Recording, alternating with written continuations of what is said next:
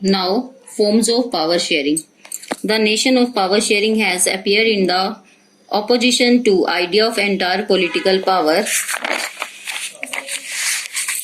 The appearance of democracy, people are the source of all political power, is one basic principle of democracy. In the democracy, people rule themselves through institutions of self-government. In a good democratic government, due to respect is provided to the different groups and views that are present in the society. Everyone is given the right to have a voice in the shaping the public policy. Therefore, it follows that in democracy, political power should be shared by as many people as possible. यानी इसमें क्या बताया गया है कि सत्ता की साझेदारी के रूप में सत्ता का विभाजन संभव नहीं है। इस धारणा के विरुद्ध जो है सत्ता में भागीदारी के विचार ने जन्म लिया। जैसे पूर्व काल में यह मान्यता कि प्रशासन की सारी शक्तियां एक व्यक्ति किसी विशेष व्यक्ति के पास होनी चाहिए, क्योंकि यदि निर्णय लेने की शक्ति बिखर जाती थी तो ना तो स्वतंत्र निर्णय लिए जाते थे और ना ही उन पे कार्य किया जाता था। ये सिर्फ पुराने समयों में होता था कि सभी शक्तियां एक ही व्यक्ति के हाथों में होती थी। लेकिन जनतंत्र यानी लोकतंत्र का मूल सिद्धांत है कि सामान्य जन मानस भी समूची राजनीतिक शक्तियों का स्रोत है और इसके अंतर्गत लोग संस्थाओं के माध्यम से अपना शासन चलाते हैं। यदि वास्तव में एक उच्च स्तरीय अच्छे जनतंत्र का संचालन करता है तो समाज में विभिन्न समूहों और उनकी धारणाओं का सम्मान किया जाता है। जब सत्ता को सार्वजनिक नीतियां निर्धारित करनी होती हैं तो उसमें सबकी भावना, सबकी सहमति आवश्यक है। इसी तरह से लोकतंत्र शासन में उसी शासन को सर्वश्रेष्ठ माना जाता है जिसमें अधिक से अधिक लोग जो हैं भागीदारी दें। आधुनिक लोकतंत्र में सत्ता की भागीदारी जो है अनेक रूपों से संभव है, जिसमें now in modern democracy power sharing arrangements can take many forms. Let us take a look at some of the most familiar arrangements that we have or will come across. Power is shared among the various organs of government like the legislature, executive and judiciary.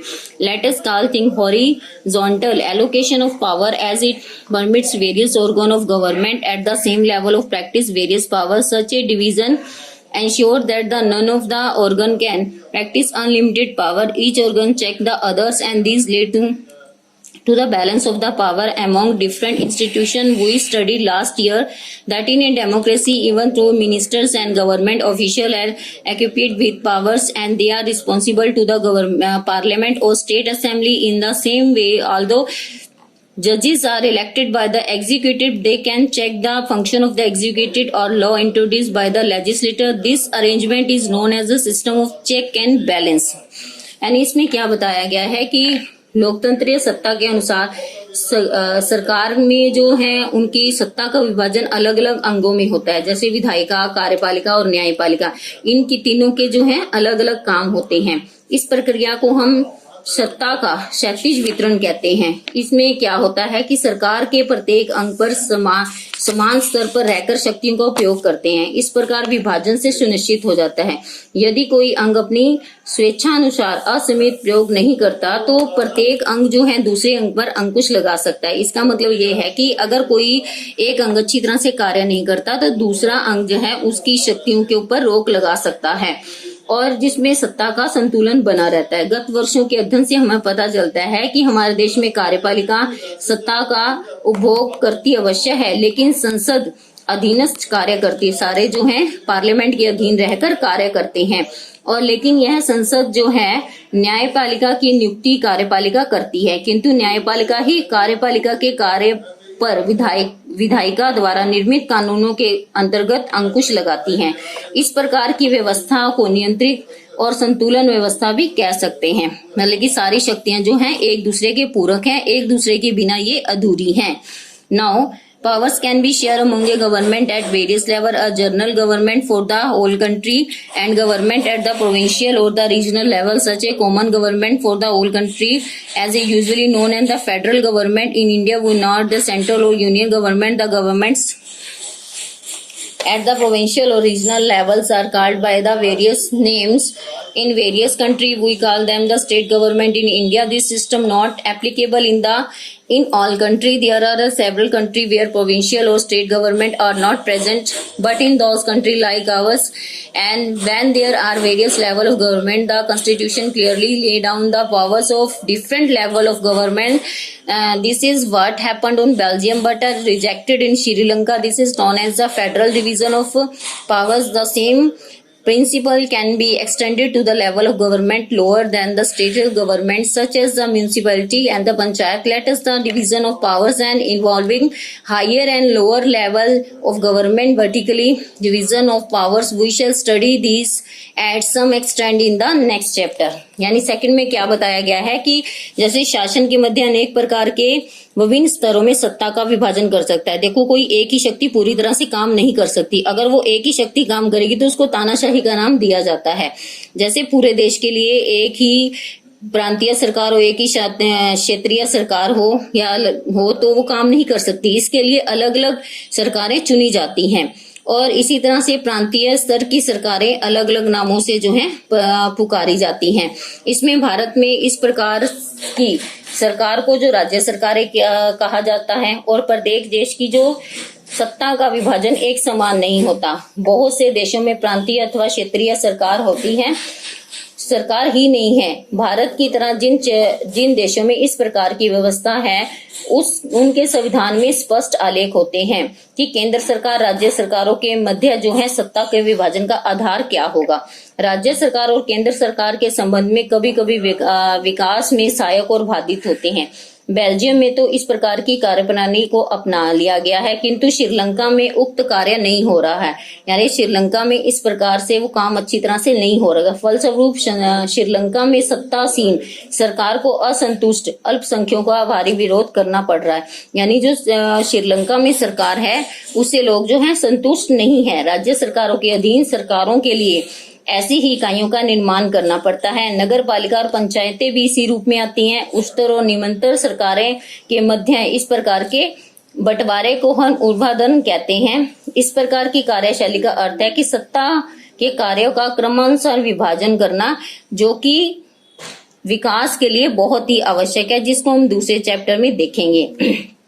Now powers में also they are divided among the various social groups such as the religions and linguistic groups, and community government in Belgium is a good instance of this arrangement. In a few countries there are constitutional and legal arrangement where a socially weaker section and women and described in the legislature and administration. We study the system of reserved constituency in the assembly and the parliament of our country last year. This kind of the arrangement to give the space in the government and administration to the social groups who otherwise would experience disaffection from the government. This technique is used to the give minority community a decent share in powers in unit. Second, we shall look a different way of accommodating social diversity.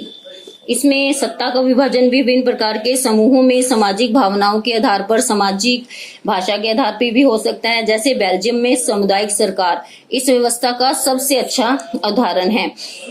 इसमें बताया गया है कि विश्व के कुछ देशों में संविधान में इस प्रकार का प्रावधान है कि सामाजिक रूप से पिछड़े अल्पसंख्यक वर्ग महिलाओं को विधान पालिका में भागीदारी का प्रशासन का भागीदार बनाया जाए। इतना ही नहीं, उनकी भागीदारी का तय भी होनी चाहिए वो किस तरह से शासन में भाग ले सकती हैं।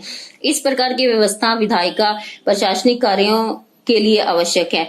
अल्पसंख्यक ग्रुप जो हैं, अल्पसंख्यक समुदायों को भी सत्ता में उचित भागीदारी प्रदान होनी चाहिए, जिसके लिए तरीके, नियम और निर्देश जो हैं वो विभिन्न प्रकार के होने चाहिए। इसमें यह बताया गया है कि शक्तियों का जो है विभाजन अच्छी तरह से होना चाहिए और अनुसूचित जातियों और जनजातियों को उनके पूर्ण रूप से अधिकार प्रदान किए जाने चाहिए।